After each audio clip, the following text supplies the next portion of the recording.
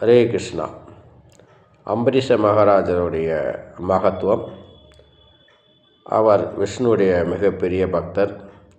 ஏகாதசியை எப்படி அவர் அனுஷ்டிக்கும் முறையை பார்ப்போம். ஏகாதசியை அவர் 3 நாள் தினம் அனுஷ்டித்தார். அதாவது ஏகாதசி முதல் ஏகாதசி, அதுக்கு அடுத்த நாள் துவாதசி, இந்த 3 தினமும் அவர் நீர் அருந்தாமல் அவர் ஏகாதசியை கடைப்பிடித்தார். ஆக 3 தினமும் ஒன்று சாப்பிடாமல் வெறும் தண்ணீர் மட்டும் அருந்துவது தான் அவருடைய ஏகாதசி. அவ்வளோ கடுமையாக விரதத்தை கடைப்பிடிக்கக்கூடிய அம்பரீஷ மகாராஜாவுக்கு மிகப்பெரிய ஒரு சோதனை ஒன்று வந்தது. அது என்ன சோதனை என்று சொன்னால், அவர் ஒவ்வொரு ஏகாதசியவும் முடித்தவுடன் அங்கு பிராமணர்களை அழைத்து அவர்களுக்கு தானம் வழங்கி அவர்களுக்கு உணவு அளித்து விட்டு தான் அந்த துவாதசியை பாராயணத்தை முடிப்பார். அந்த காலத்தில் கரெக்டாக அந்த நேரம் பார்த்து முடித்து விடுவார். அப்படி முடிக்கக்கூடிய அம்பரீஷ மகாராஜா அன்றைய தினம் அவரை சோதனைக்காக பண்ண வேண்டும் என்பதற்காக துர்வாச முனிவர் வந்துவிட்டார். துர்வாசரை பார்த்ததும், அபோபாக்கியம் அபோபாக்கியம், நீங்கள் வந்தது மிகப்பெரிய பாக்கியம், என்னுடைய விரதம் பூரண பலனடையப் போகிறது என்று சொல்லி அவரை வரவேற்றார். துர்வாசர் கேட்டுக்கொண்டது எனங்க, நான் அருகில், அதாவது கங்கை கரையில் போய் நீராடி விட்டு வருகிறேன், அதாவது யமுனையிலே நீராடி விட்டு வருகிறேன், அது வரைக்கும் நீங்கள் காத்திருக்க வேண்டும் என்று துர்வாசர் அம்பரீஷ மகாராஜாவை கேட்டார். அவர் அப்படியே ஆகட்டும் குருவே என்று சொல்லி அவரை அனுப்பிவிட்டார். துர்வாச முனிவர் நதிக்கரைக்கு போனவர் வருவார் என்று அம்பரீஷ மகாராஜா காத்து கொண்டே இருந்தார். காலம் முடிந்து விட்டது. அதாவது துவாதசி பாராயணம் முடியும் சமயம் வந்தது. அந்த சமயம் முடிந்து விட்டால் ஏகாதசி கடைப்பிடித்த பலன் கிடைக்காது. ஆகவே அவர் என்ன செய்வது என்று தெரியாமல் தர்ம சங்கடத்தில் அங்கே இருக்க பிராமணர்களை அழைத்து கேட்டார். அவர்களெல்லாம் சொன்னார்கள், நீங்கள் முழுவதும் சாப்பிட வேண்டாம், கொஞ்சமாவது நீரை பருகுங்கள், அதனால் நீங்கள் முழுவதாக சாப்பிட்டதாகவும் இருக்காது. அதே சமயம் இந்த விரதத்தை காலத்தை தாழ்த்தி விரதம் அனுஷ்டித்த அந்த தோஷமும் உங்களுக்கு வராது என்று சொல்லி நீர் அருந்த சொன்னார்கள். ஆகவே அம்பரீஷ மகாராஜா கொஞ்சமாக தண்ணீர் அருந்தினார்.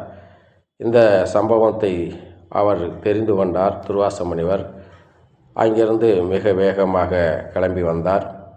என்னவா, என்னை ஒரு பிராமணரை அழைத்து விருந்துக்கு அழைத்து விட்டு நான் வருவதற்கு முன்னாக எப்படி நீ இந்த மாதிரி சாப்பிடலாம் என்று சொல்லி அவர் மேலே கூச்சல் போட்டு, என்னை என்ன நினைத்தாய், பிராமணன் என்று சொன்னால் உனக்கு அவ்வளவு கேவலமாக போய்விட்டதா என்று சொல்லி அவரை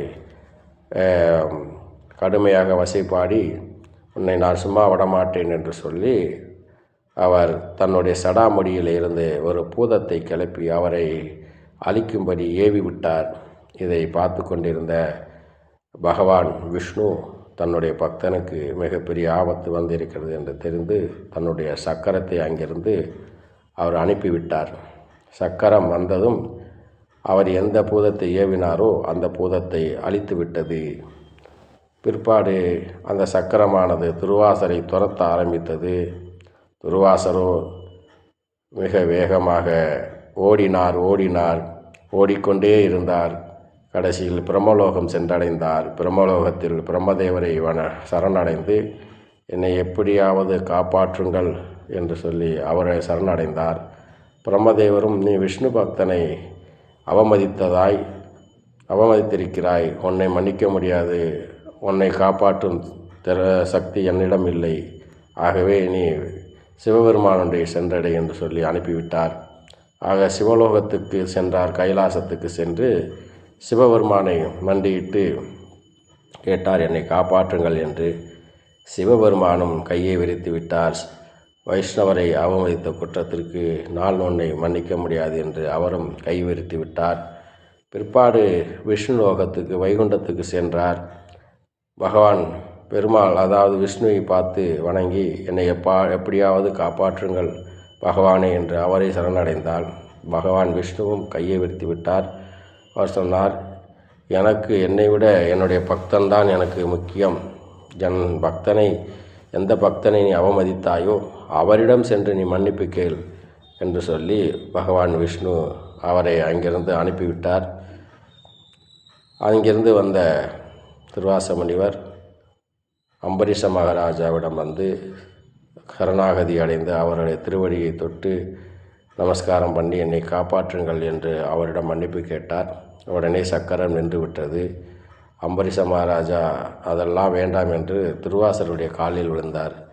ஆக பக்தன் எப்பவும் பணிவோடு இருக்கிறான் என்பதற்கு தகுந்த உதாரணமாக அம்பரீஷ மகாராஜா நடந்து கொண்டார்.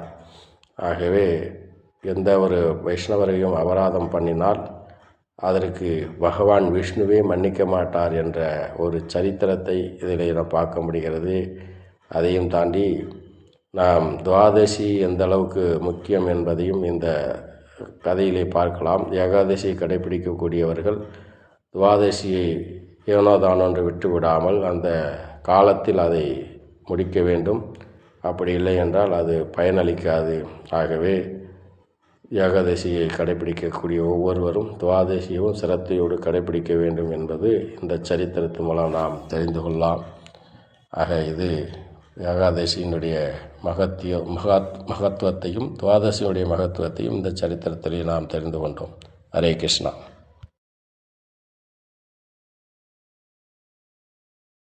ஹரே கிருஷ்ணா.